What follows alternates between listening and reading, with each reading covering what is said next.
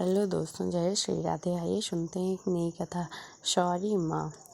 किसु की कुछ दिनों से बेहद चिड़चिड़ा सा हो रहा था। उसे अपनी माँ की लगभग हर बात बुरी लग रही थी। माँ का बात बात पर रोकना टोकना उसे चुभता। उसे कभी कभी अपनी ही माँ दुश्मन की तरह लगा करती थी। किसु की माँ प्रिया किसु के तरह के बर्ताव से परेशान रहती थी। उसकी समझ में नहीं आ रहा था कि आखिरकार वह किसु को कैसे समझाए कि वह यह सब उसी भले के लिए किया करती है। पूरे दिन निरुद्देश्य खेलता रहता, वक्त पर न नहाना, स्कूल के लिए रोज लेट होना, पढ़ाई में न मन लगना, यह सब ठीक क्या है। किसु से परेशान प्रिया सिर पर हाथ रखे बैठी किसु के बारे में सोच रही थी कि उसका फ़ोन घनघनाया। हेलो। हाँ माँ, कहिए। प्रिया ने अनमने मन से फ़ोन उठाते हुए कहा।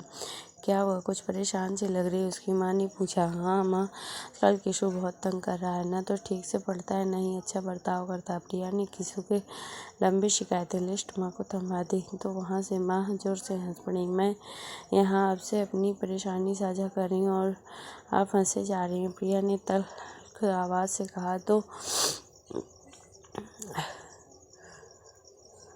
घर के और कामों का भार है, इसलिए तो इस समय ज़्यादा परेशान हूँ। तू सारा दोस्त किसु के सिर मत मढ़, धीरे धीरे उसे समझ और हो सके तो अपने काम से थोड़ा और वक्त उसके लिए निकाल। तेरी बचपन से आदत है, तू थोड़ी सी बात पर चिड़चिड़ी सी हो जाती है। तू अगर स्वभाव नहीं बदलेगी तो किसु को कैसे बदलेगी। माँ, आप क्या कहना चाहती हैं? यही कि किसु अपनी कामों से उस देना छोड़ दे। माँ का फ़ोन काट दिया। इत्तेफाक से प्रिया के पास खड़ा किसु यह सब सुन रहा था। तभी वह प्रिया से बिल्कुल यही बात मुझे आपसे कहनी है। आप क्या सोचती हैं कि मुझे खेलकूद और पढ़ाई करना नहीं आता? आपको भी हमेशा मुझ में ही दोष नज़र आता है।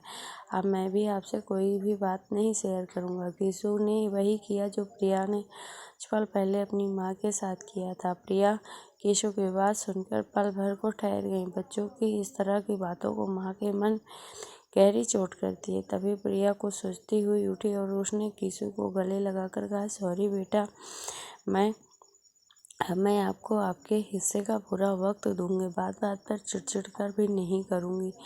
बोलिए जय श्री राम।